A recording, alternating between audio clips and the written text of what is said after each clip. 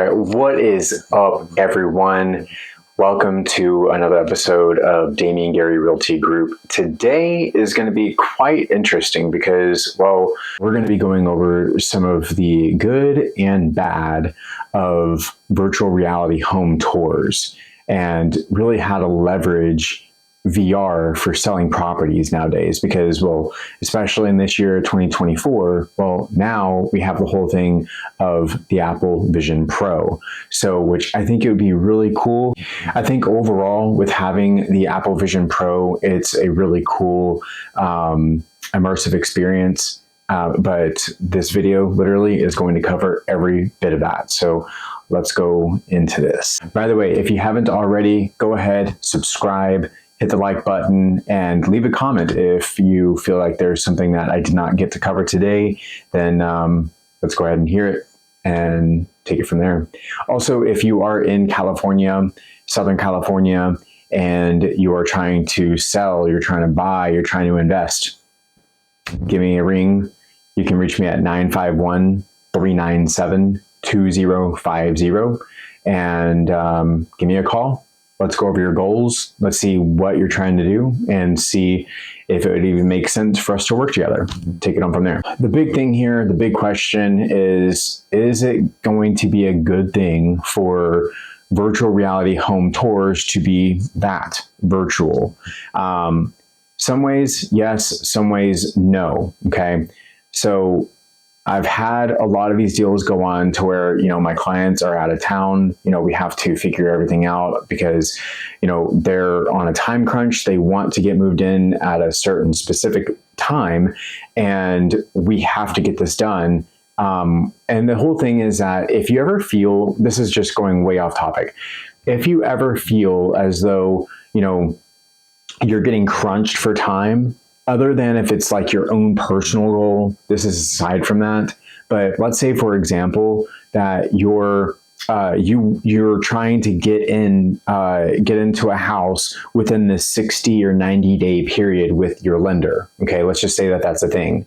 Well, it shouldn't, because you can always renew that and get that going on with your lender, that is, and have your approval be good for another 60 or 90 days. So it's not going to affect anything if you don't find your house in the 60 days that your lender gives you, or 90 days. Can't remember which one that is, because I am on the real estate side, not on the lending side. I have had it last year happen to where, we went over that time and we made it all happen in the end. But don't get upset with all of that, by the way. It is what it is. There's things that are in place to make sure that we can make things work for you, So, but back to the topic of discussion today. So VR tours, you have the enhanced accessibility, okay? Now, with a VR tour, it allows for really the potential buyers to obviously remotely explore properties from anywhere that they are. So, just like I had last year, I have a lot of people that are going overseas and whatnot. That's obviously a big advantage to them because they don't need to be at the actual property to see what it is. Nor do they have to trust your judgment, because there's some people that just have terrible judgment on properties. Oh, it's not that bad whenever it's a hole on the wall. Like, what? So, but that really does, because they have the access to see the property anywhere that they are in the world. And also, if they have a phone that does not get the video message, there's always a thing called Telegram and WhatsApp. I've used it with my clients. It does very well. Personally, I prefer Telegram over WhatsApp.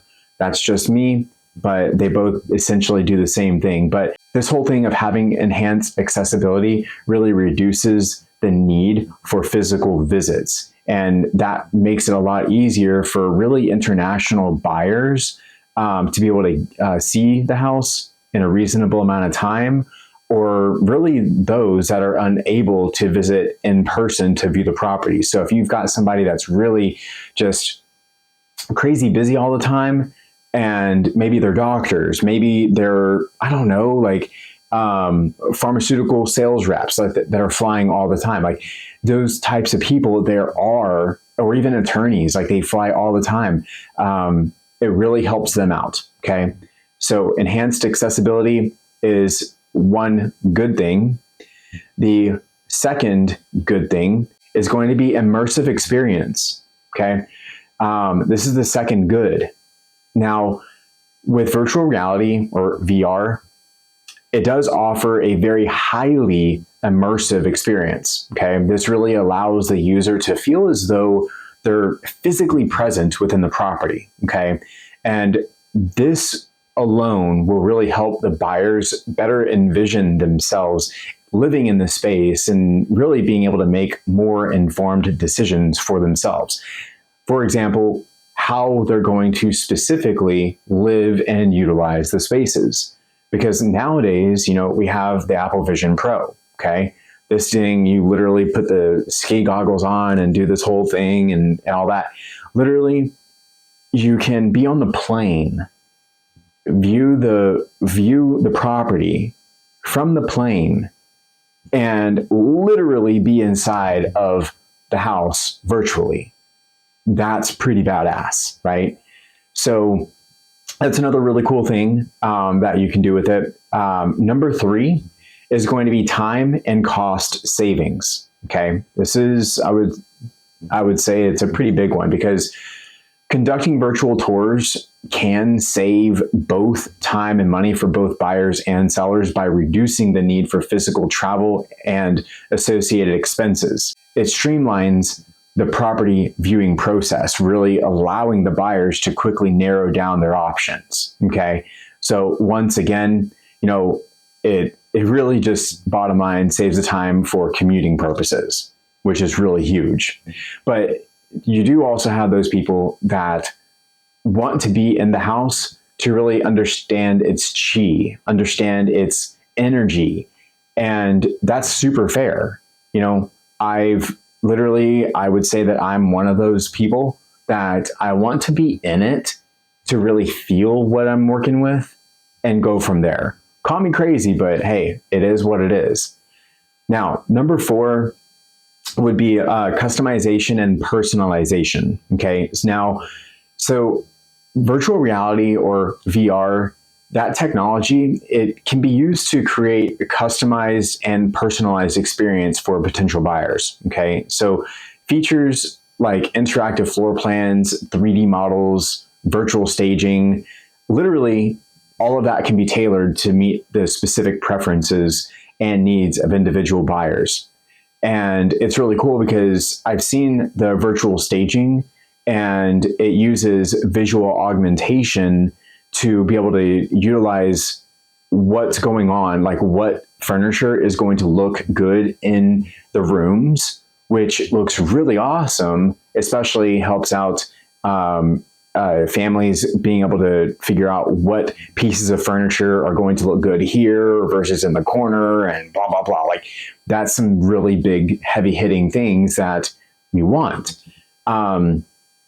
It really just quickens your whole process of, what looks good, what looks bad. And you don't have to go through the whole motion of, well, am I going to waste money doing this versus that? It's a big thing. Number 5 is going to be market differentiation. Okay. Now, leveraging virtual reality or VR in this case for property sales can really help real estate agents and agencies stand out in a competitive market all day long. Okay. Because once you give the convenience factor of VR, which bottom line, you're being able to offer innovative and technology-driven solutions like these VR tours really can attract more attention from buyers and demonstrate the commitment to really staying ahead of industry trends. Now, this one is very interesting to me because staying ahead of the industry trends, real estate is already a boring topic. Okay, I don't care who you are. It really is. I'm a realtor in the industry in the California market here in Temecula Valley, right? Now, it's super difficult sometimes to figure out ways to entertainingly talk about real estate. I can talk about jokes and I can do all that stuff and fine, whatever. But in being able to stay on once again, the industry trends, that's the weird part about our industry. There's not a whole bunch of quote unquote trends that we deal with. It's not a TikTok game. It's not a social media game. Yeah, there's a realtor out there that'll rap, the rapping realtor. There's another fully tatted up realtor out there as well. They're out there. And that's not even a trend. That's more of like a hobby and their like physical appearance, right? Like I'm not going to go ahead and tattoo stuff on my face like I'm Mike Tyson on the real estate side. It doesn't make sense for me. But on the tools side of what you can offer buyers, and with this, it's really interesting because let's say, for example, I'm the listing agent, I'm selling a house, and I offer the way to have a video for the showing. Now, usually what's going to happen is one of two things, okay? One of two. Either one, a buyer comes to me directly and says, hey, Damian, I'm not being represented by anyone. I like this house. And the next thing I'm going to say is, okay, great. We can go ahead and do a dual agency. You let me know. We can tailor up the offer and go from there, right? That's going to be number one. And then, if they like the house, great. If not, then I can do an agreement with them and find them a different house. Very easy. Let's say the option number two. The option number two is going to be that the buyer has a buyer agent, right? Then that buyer agent will have to come in to my listing, take a video of the property and send it to them. Now, bottom line, the buyer is only going to be able to do this VR if they have a Apple Vision Pro headset, for example, or even that just got announced, or not really, like it's like a soft core thing, but Meta and Ray-Ban that they're doing is the Ray-Ban's version of the Vision Pro, the Apple Vision Pro, okay? Not nearly as immersive, but it really does give, that AI feedback through sunglasses.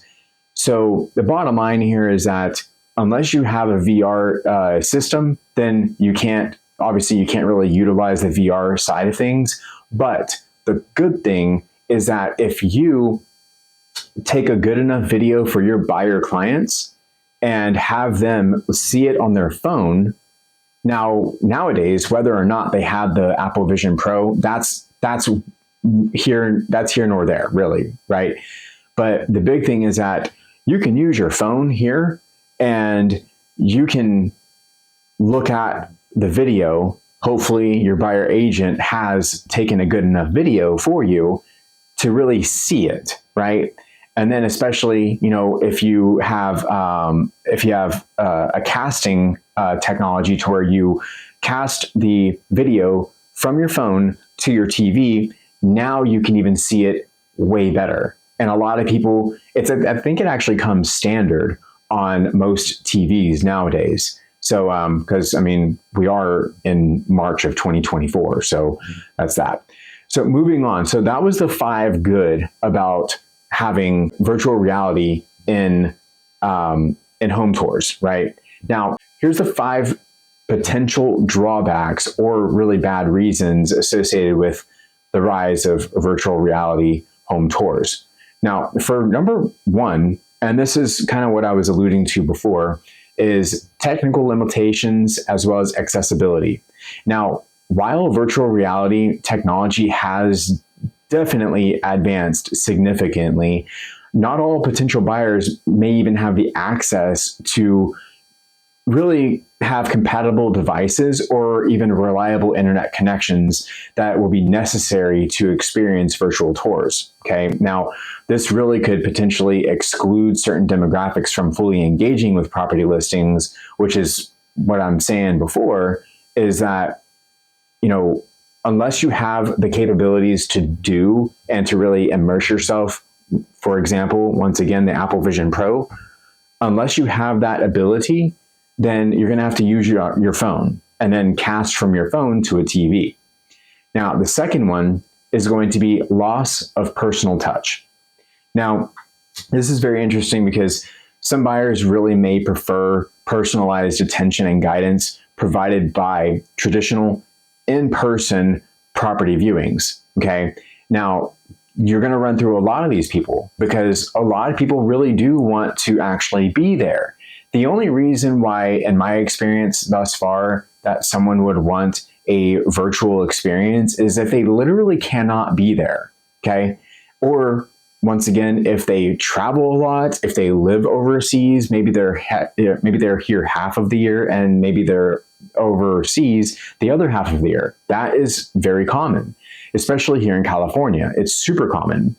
So virtual tours could really be perceived as impersonal and lacking the human touch of face-to-face interactions with real estate agents and realtors alike, okay? Because real estate, it's a personal thing, right? Most of the time, like almost a little over 95% of the time, it's going to be the biggest purchase of anyone's life is a home, right? So for that person, the buyer, to feel really good about the purchase, that is a very big thing that we want to make sure that we have, is that person-to-person interaction. You want to have that feel-good moment. You want to make sure that you're not being rushed into a house. You want to make sure that you are being able to do your investigative findings about the house that you're looking to purchase, because you're going to be there for a while. And, depending on your goals, you could be there for a while, and you also could potentially run through different issues, which, you don't want to be rushed once again. And that's, something here nor there. So number 3 is going to be limited accuracy and detail, okay? Now, with virtual tours, they may not always accurately represent the true look and feel of a property, okay? So with this, some properties could look smaller, some properties could look a lot bigger, depending on if you have your phone, if you have it at a 0.5 perspective, or if you have it at a 1.0 perspective. With this being said, the factors such as lighting conditions, room dimensions, even a spatial layout may not fully be captured in VR, okay? Which this would lead to discrepancies between a virtual representation and reality, okay? Now, once again, and I'm going to say this a lot because, well, it's obvious. The Apple Vision Pro, it's such a, I would say, a cutting edge technology because you can literally immerse yourself into whatever the content is. But to my understanding, an Apple Vision Pro, for example, is going to be about $3,500. I believe that's the price. Now, the thing is that not everyone, especially here in 2024, has 35 or even more than that to spend on one specific device. For a lot of people, it just doesn't make sense, right? Especially whenever we have our phones, we can look at this and go from there. It's got its advantages and it's also got its disadvantages. Depending on what type of buyer you are and what type of time you have to allocate to seeing the properties, that's a whole different issue. Now, number 4 is going to be over-reliance on technology, okay? Now, this is a very big thing, especially for today's age, for 2024, a very big thing, because really relying too heavily on VR tours, the virtual reality tours, could potentially detract from other important aspects of the home buying process, okay? This could be such as thorough inspections and assessments of property conditions. And also buyers really may overlook critical details or issues that are not apparent in the virtual representations, okay? Such as, whenever you do your property inspections, you have to have your property inspector go into the pipes. They have some, not all, but some have the snake that will actually go into the pipe and you can see a camera. My property inspector has it and he has all of his guys use it nowadays, but there's, you can do that. Literally put the snake, this metal snake down the pipes and see exactly what's going on into the pipes. If there's a block, whatever's going on, even HVAC systems up in the attic, you can see what's clogged and what's not. These are really big things that you need to understand that are going on, So, and relying too much on VR, it's one thing, and I will say this, right? So it's one thing to rely on VR just to be able to view a property, but you definitely want to have someone that is of sound and mind, and hopefully your agent or realtor is of sound and mind to be able to give you that hardcore feedback of what the property is and really be able to put themselves in that situation and say, well, yeah, this is good, and really understand what your goals are too. So if you're looking for a fixer-upper, is it a light or is it a heavy fixer-upper, right? Would they live in it, right? Does it fit the goals that you have portrayed to your agent or realtor? Those are very big things that you have to really understand to ask. And a lot of people, unfortunately, don't know to ask these questions. So once again, over-reliance on technology could be good in convenient situations, like convenience factors, but also it could be really bad for obviously the more in-depth situations. Okay, so number 5 is going to be security and privacy concerns. So when you're hosting virtual tours of properties online, that can raise potential security and privacy concerns. Now, as sensitive information about the layout and contents of the home could be accessible to unauthorized individuals. Now, there may be risks of virtual trespassing or even misuse of property data by malicious actors. And especially nowadays here in 2024, once again, we have to deal with deep fakes all the time. And the good thing is that there's laws in place with real estate that, let's say, for example, for me, let's say I have a listing, I'm the listing agent, I cannot use a previous listing agent's pictures. That's by law. I cannot. And, there's a lot of people that, a lot of homeowners that I've spoken with in the past that are like, they literally say, well, Damian, why don't you just use Mark's previous pictures? Well, I'm sorry, Bob, I can't do that legally speaking because that is that person's property. I could be sued, and I'm not about to go down that rabbit hole. So, even with AI being a thing too, you never know what's really possible. You have obviously videos of people being at places that they're not. You have commercials of even Will Smith eating spaghetti, and he didn't do that. You just have all these things that you definitely must be cautious about, especially whenever you're using these types of technology, because it's a real thing. It's happening every day. It may not happen to you, but it is happening to people. Everything that we've gone over today highlights both the potential benefits and challenges associated with leveraging virtual reality technology, okay? And this is really for selling properties in 2024. And really, as with any emerging technology, careful consideration and adaptation to evolving standards and practices are essential for successful implementation, okay? Now, with this being said, if you're going to use VR, if you're going to use AI, I'm a big fan of using AI. I'm a big fan of all of the technology coming out today and even being able to be used as a realtor. It helps me out, it helps my clients out, and really it helps the sale out even more. But just make sure that if you are going to utilize these pieces of technology, that you are using it cautiously. You're not just throwing information out to the wind, because you never know who's going to be on the other side of that.